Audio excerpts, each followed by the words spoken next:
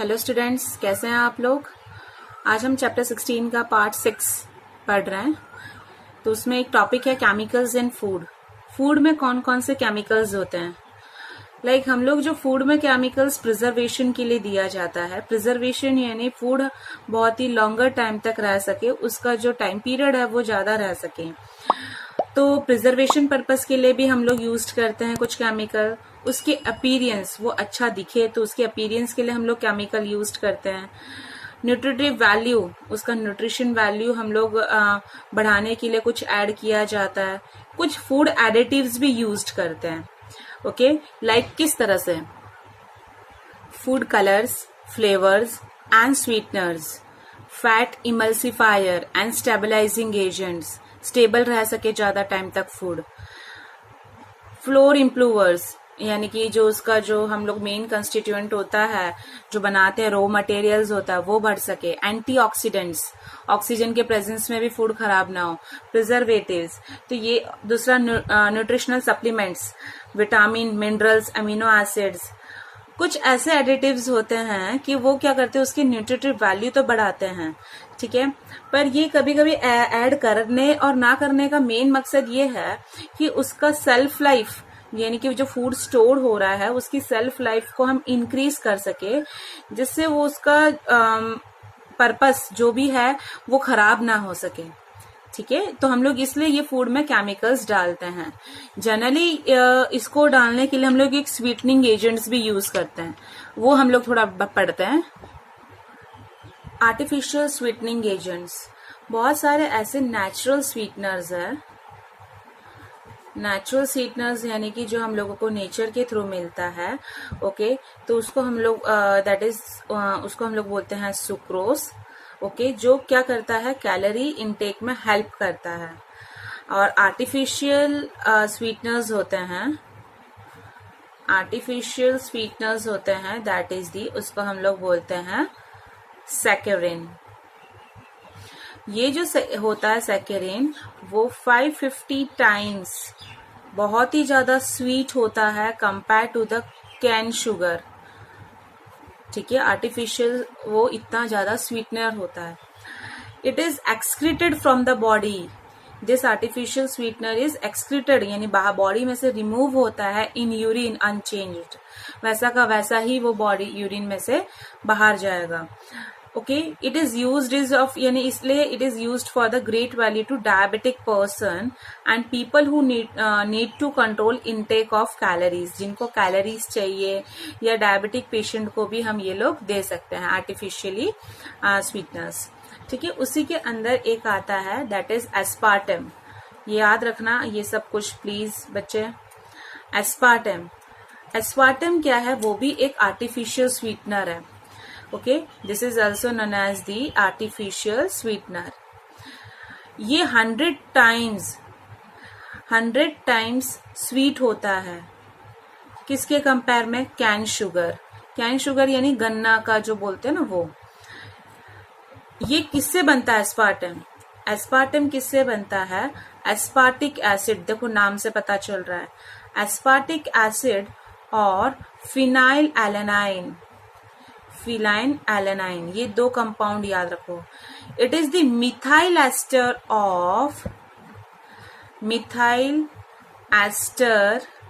Of dipeptide. इन दोनों के बीच में ये बॉन्ड लगता है, dipeptide, formed from aspartic acid and phenylalanine। तो एस्पार्टम फॉर्म्ड होता है। जनरली ये एस्पार्टम का यूजेस क्या है, ध्यान से सुनिएगा। It is limited to the cold foods. ये मैं कोई भी मैं गरम खाना बना रही हूँ उसके अंदर मुझे डालना है तो मैं ये नहीं डाल सकती। मैं ये कोल्ड फूड में ही, आइसक्रीम्स या जालीज होते हैं उन्हीं में ही, सॉफ्ट ड्रिंक्स जो पी रहे हो आप लोग, ओके, उसी में ही ये यूज करती हूँ। क्यों ये कोल्ड फूड्स में ही यूज होता है, because it is unstable at cooking temperature, because it is unstable at cooking temperature. Clear, समझ में आया एस्पार्टम का। जैसे हम लोगों ने एस्पार्टम पढ़ा वैसा एक आता है एलिटैम। ये बहुत ही ज्यादा स्वीट होता है, हाई पोटेंसी सबसे ज्यादा ये स्वीटनिंग होता है, तो that is high potency sweetener. Okay, it is more stable than aspartame. सबसे ज्यादा स्टेबल रहता है compare to the aspartame. Next है यहाँ इसका control, that is control of sweetness of food is difficult by using it. यानी कि इसका जो स्वीटनेस होता है वो हम लोग कंट्रोल नहीं कर सकते यदि मैंने इसका यूज कर लिया तो. नेक्स्ट आता है sucralose. It is the trichloro derivative of sucrose. ठीक है, इसका अपीयरेंस और देखने टेस्ट भी शुगर की तरह ही होता है. कुकिंग टेम्परेचर पे ये स्टेबल रह सकता है and it does not provide calories. ये कोई कैलोरीज नहीं देता, इसलिए ये डायबिटिक पेशेंट यूज कर सकते हैं. क्लियर बेटा. नेक्स्ट टॉपिक है that is food preservatives. Food preservative means food को खराब स्पॉइल होने नहीं देता due to the microbial growth. तो हम लोग फूड प्रिजर्वेटिव में लाइक टेबल सॉल्ट, जो घर का जो तुम्हारा NaCl है, शुगर भी यूज कर सकते हैं, वेजिटेबल ऑयल, सोडियम बेंजोएट सबसे ज्यादा यूज किया जाता है. ठीक है, फिर C6H5COONA. सोडियम बेंजोएट्स एक लिमिटेड वे में क्वांटिटी में यूज्ड करते हैं. लिमिटेड क्वांटिटी होना जरूरी है, अदरवाइज ज्यादा बढ़ जाएगा तो बॉडी के लिए भी अच्छा नहीं है.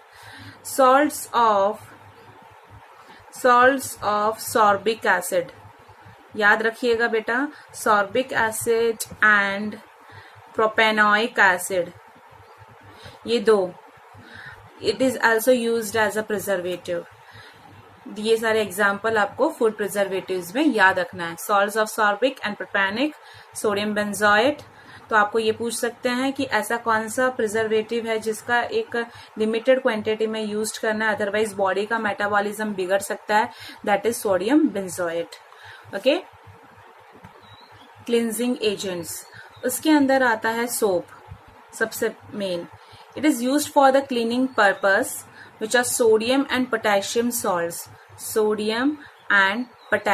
salts of long chain fatty acids.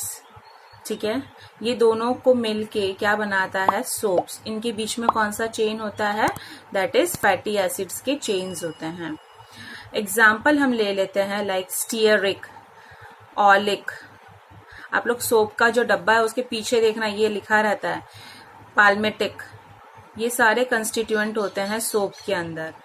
Soap containing sodium salts are formed, that is the sodium salts. ये सोडियम का जो salt by heating fat with aqueous sodium hydroxide solution, they are called the saponification. Okay, sodium salt जब हम लोग heat करते हैं एक temperature में, किसके साथ, विथ सोडियम हाइड्रोक्साइड के साथ, सोडियम हाइड्रोक्साइड सोल्यूशन के साथ. तो ये जो प्रोसेस को हम लोग क्या बोलते हैं, वेरी इंपॉर्टेंट पूछा जाता है, दैट इज सपोनिफिकेशन. तो सपोनिफिकेशन को हम अच्छे से लैंग्वेज में बोलेंगे, that is esters of fatty acids are hydrolysed. Hydrolysed यानी वाटर का removal, hydrolysed and soap obtained. Soap obtained होगा, पर ये सोप कैसा होगा, कॉलॉइडल फॉर्म में होगा. कॉलॉइडल का मीनिंग होता है झाग जैसा, ग्रुप में, बंचेस में, इस तरह से दिखेगा. ठीक है, तो saponification, ester of fatty acids which are hydrolysed and soap obtained which are in the colloidal form, this is known as the saponification. Clear, समझ में आया आपको. दैट इज हम लोगों ने सपोनिफिकेशन पढ़ा. एस्टर ऑफ फैटी एसिड्स जब हम are hydrolysed and soap obtain remains in colloidal. Soap कौन से फॉर्म में, कॉलॉइडल फॉर्म में, झाग जैसा है, लंप्स में है. तो उसके ऊपर मैं क्या डाल दूंगी, NaCl डाल दूंगी, तो प्रेसिपिटेशन हट जाएगा. और जैसे ही मैं ये NaCl डालती हूँ उस टाइम पे मुझे सोप मिल जाएगा और ग्लिसरॉल मिलेगा. ठीक है। With the help of the fractional distillation में ये दोनों कंपोनेंट को अलग कर सकती हूँ, ग्लिसरॉल को और सोप को। क्लियर। सोप में जनरली दो मेजरली फॉर्म होते हैं, हमें सोडियम सोप भी मिलता है और पोटेशियम सोप भी मिलता है। They both are the soluble in water. Generally potassium soaps are soft to the skin. ठीक है, ये स्किन के लिए बहुत ही अच्छा होता है सोडियम सोप। समझ में आ रहा है। अब यहाँ पे आता है कि सोप का हम लोग अलग अलग टाइप्स देखते हैं। बहुत ही इंपॉर्टेंट टॉपिक है ये, थोड़ा सा इंटरेस्टिंग भी आप लोगों को लगेगा, ध्यान से सुनिएगा। That is types of soaps. इसके कौन कौन से मेजरली टाइप्स है। टाइप्स में आता है toilet soap, transparent soap, medicated soap, shaving soaps, laundry soaps, sodium chips, soap granules, soap powders and स्करिंग soaps. पहला आता है toilet soap. Prepared by using better grades of fats and oils and care is taken to remove excess alkali. Colour और perfume उसमें हम लोग added करते हैं जिससे ज्यादा अट्रैक्ट दिखे। सोप वाटर के ऊपर फ्लोट कर सकता है, made by beating tiny air bubbles before their hardening. ठीक है, उसको हार्ड करने के लिए हम लोग बहुत ही टाइम तक उसको बीट करते रहते हैं, तो ये तब जाके ये टॉयलेट सोप बनता है। मैं एक बार इसका पिक्चर दिखा देती हूँ, ये आपने देखा ही होगा। ठीक है, तो this is the toilet soap. Next है transparent soap. Dissolving the soap in ethanol. इस ऐसे सोप को जो हम इथेनॉल में डिसॉल्व करते हैं और उसका एक्सेस सॉल्वेंट हम इवापोरेट कर देते हैं, तब जाके हम लोगों को ये ट्रांसपेरेंट सोप मिलता है। This one. Medicated soap means medicinal value इसका हम लोग एडेड करते हैं जिससे उसका मेडिसिनल वैल्यू इंक्रीज हो सके, और डिओड्रेंट्स भी यूज करते हैं फॉर द बेस्ट अट्रैक्शन करने के लिए, यानी अट्रैक्टिव बनाने के लिए हम लोग उसको डिओड्रेंट भी डालते हैं। ये है मेडिकेटेड सोप। नेक्स्ट है that is the shaving soaps which contain the glycerol, जिसको हम प्रिवेंट करते हैं रैपिड ड्राई ना हो सके। एक ऐसा गम है जिसका नाम है रोजिन, जो हम लोग यूज करते हैं ये सोप में, जिससे वो अच्छे से यानी कि सोडियम रोजिनेट फॉर्म करता है, जो विच लेदर्स वेल, यानी कि बहुत ज्यादा फोम प्रोड्यूस्ड करे। Next laundry soap contain fillers. उसके अंदर बहुत सारे चीज होती है, like sodium rosinate, sodium silicate, borax and sodium carbonate. तो ये लोग जनरली ये लोग कपड़े धोने के लिए यूज करते हैं। Sodium chips made by running a thin sheet of melted soap. ठीक है, सोप को पिघला दिया जाता है, पतली सी एक शीट में जाया जाता है, कूल सिलेंडर के अंदर डाला जाता है, फिर उसको स्क्रैप किया जाता है जिससे छोटे छोटे पीसेस हमें उसको मिल सके। ठीक है, वो सिलेंडर के अंदर हम लोग स्क्रैप करते हैं तो उसके छोटे पार्ट्स हमें पीसेस मिलते हैं सोप के। This is the sodium chips. Next soap granules which are dry miniature soap bubbles. एक तरह का सोप बबल्स की जैसा दिखता है ये।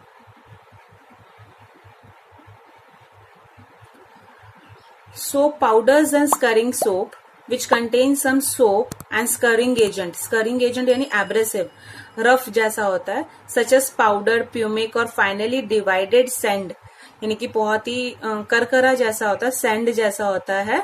ओके, सोडियम कार्बोनेट और ट्राइसोडियम फॉस्फेट से बना हुआ रहता है। इसको भी हम देखते हैं स्करिंग पाउडर की तरह। देखो कैसा है।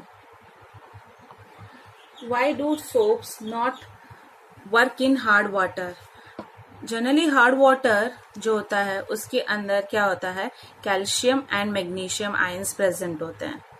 This ion forms insoluble calcium and magnesium soaps when sodium and potassium soaps are dissolved in hard water, they are insoluble. It means that these ions form insoluble. Clear? That insoluble soap separate as scum, यानी कि इन ऐसे round form में बना दिया जाता है पानी में, and which is useless in cleansing agent.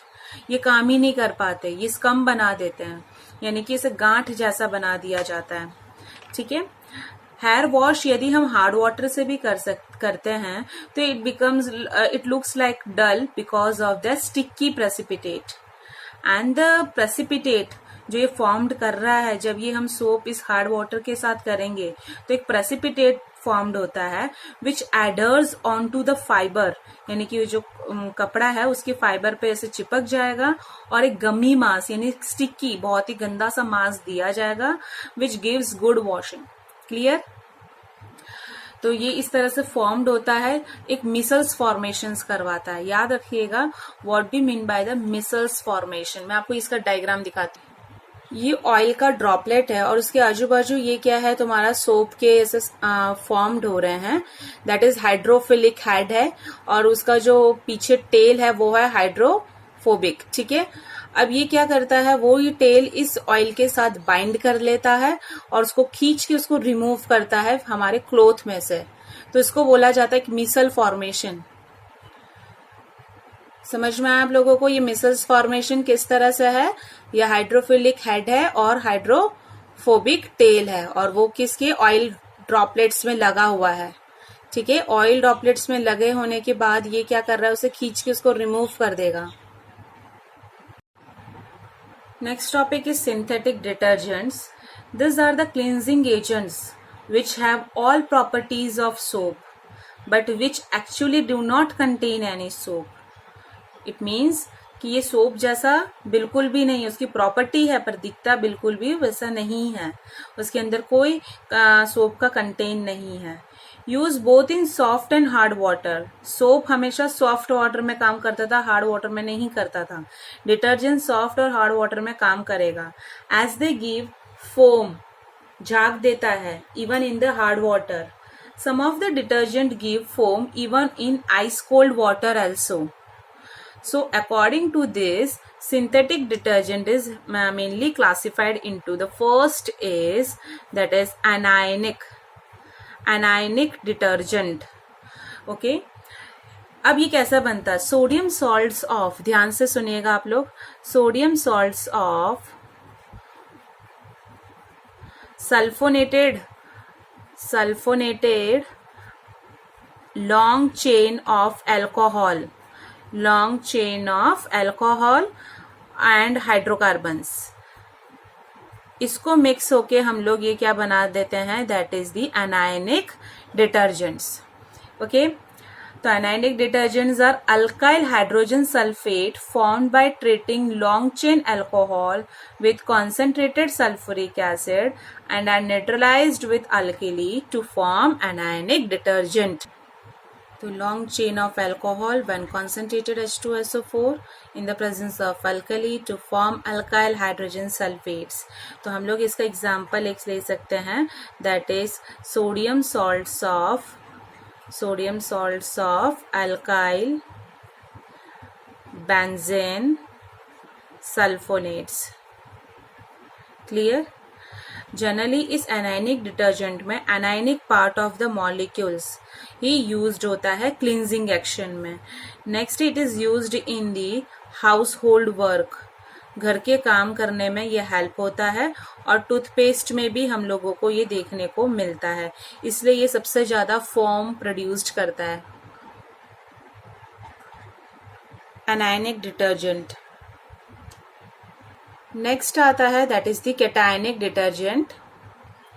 क्वेटेशनरी ammonium salts of amines जब मिक्स्ड होता है कोई एसीटेट या क्लोरीन या ब्रोमीन से तो कैटायनिक डिटर्जेंट देता है।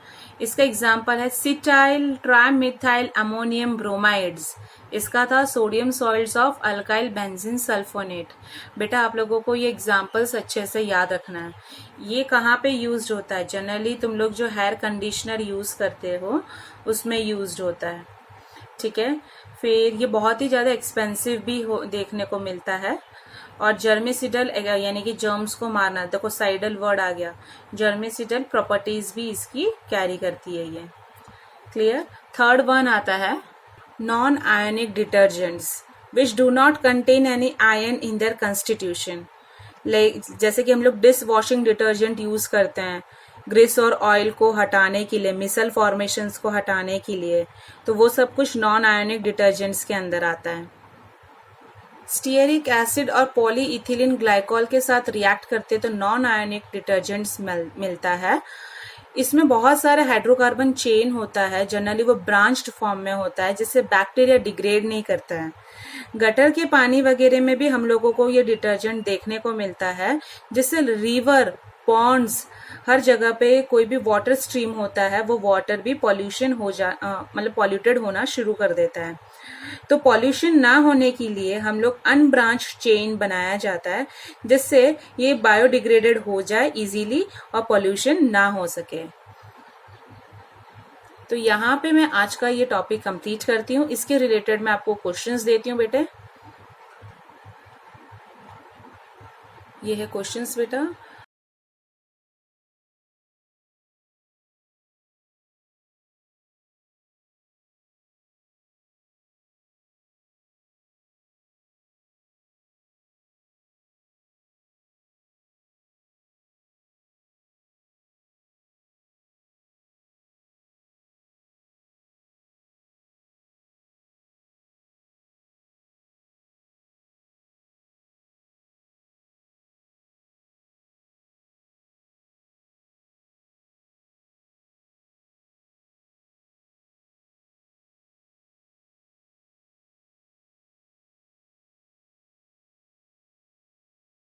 आपको मेरा वीडियो अच्छा लगा है तो प्लीज़ लाइक करिए, शेयर करिए और अच्छे से लर्न करिएगा। आज का लेक्चर मैं यहाँ पे कंप्लीट करती हूँ। Thank you so much students.